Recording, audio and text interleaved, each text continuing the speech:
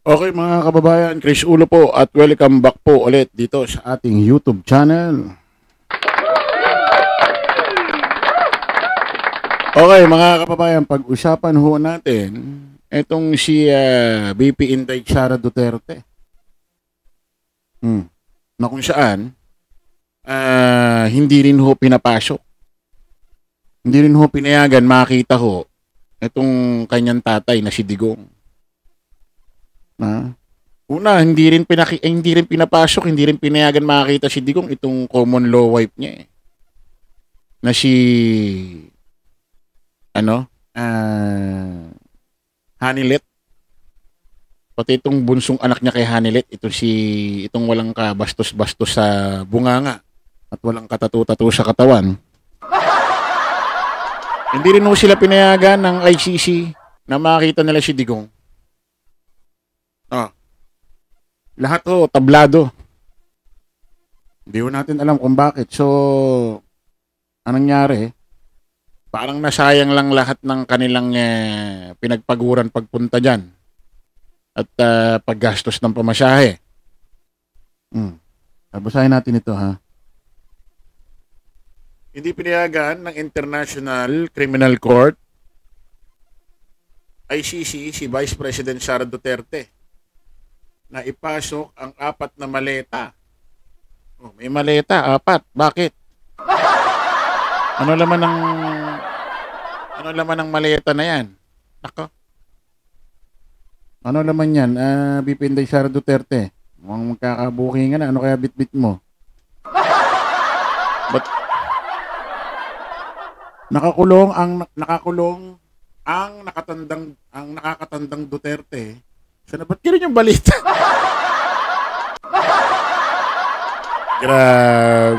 Grabe kayo, TV5. Ba't ganito itong report nyo? Nakakulong ang nakakatandang Duterte. Bakit? I like it. Pwede naman sabihin nakakulong ang dating si President Rodrigo Roa Duterte, di ba? Pwede naman ganun. Pero ganito yung report, no? Nakakulong ang nakakatandang Duterte.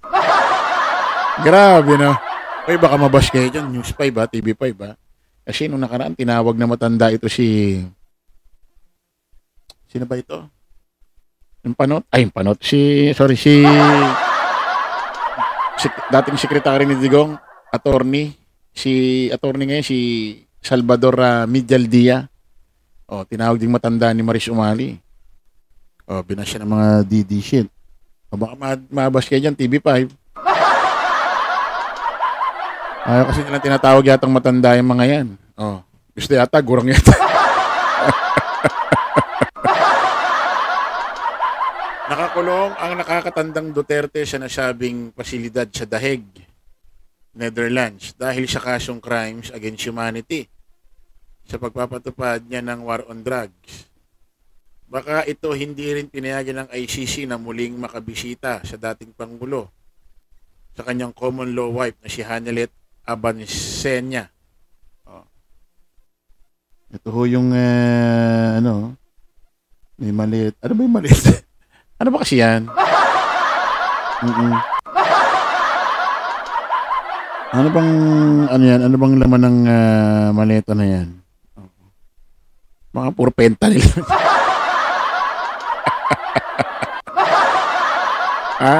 Ano ba naman yan? Butik, baka nagdadala kayo ng fentanyl, Ano ba?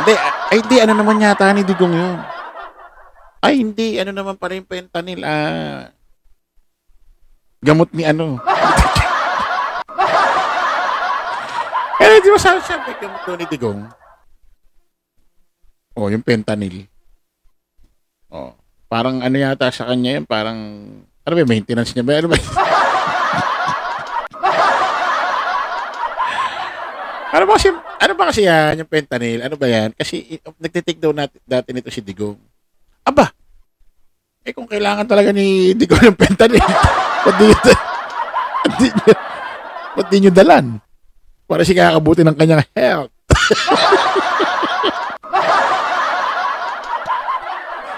Para tanga rito. Yeah. Oh, take to direct tayo direct. Oh, ano masama?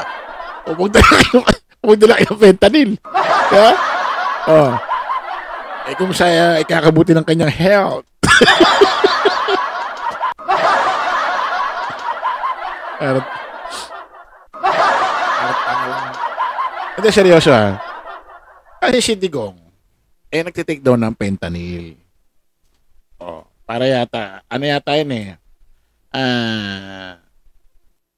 Meron yatang reseta yon ng doktor na kailangan niya nun. Oh.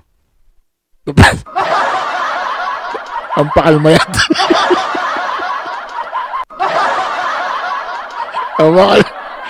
Ang pakalma yata.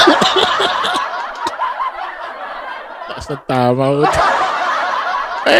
Di ko alam bakit siya, meron yata siyang kailangan niya yata para sa kanyang katawan.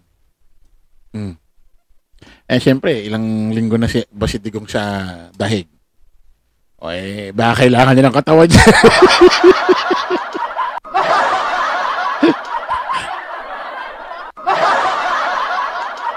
Baka kailangan na ng katawan niya. Kung kailangan talaga magdala ng fentanyl dyan, pati yung dalhin. Yeah? Abay dalhin nyo. Kung required talaga sa kanya.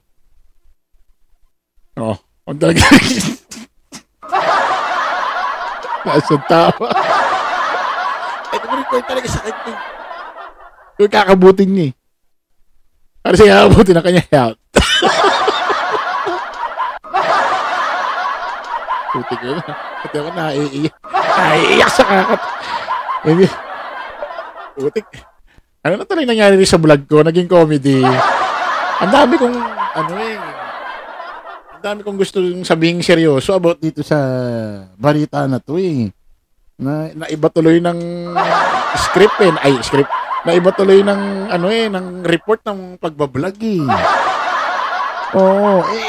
nakakapagtaka naman. Bakit hindi pinayagan ng ICC yung 4 na box? Siyempre mahigpit yan. Malamang merong merong X-ray detector machine, yung mga ginagamit sa mga malalaking building tulad sa mga di sa Makati sa Pilipinas. Ba't di pinayagan kung mga damit lang naman yan or ano? Di ba? Siguro ba ang kinakailangan doon yung damit kaunti lang, wala rin paglalagyan. Tama lang, hindi yung kasi malamang dyan may taga-laundry dyan Malamang yung mga maruruming damit dyan ni Digong, may taga-kuha, may taga-laundry mismo sa loob na. Isipin mo kung puro damit yan, pahirapan nyo pa yung maglo-laundry. Diba? Ang tanong, bakit hindi pinayagan ipasok yung 4 na box na bit-bit ni BP Inday Sara? Ano laman yan? Ano laman yan?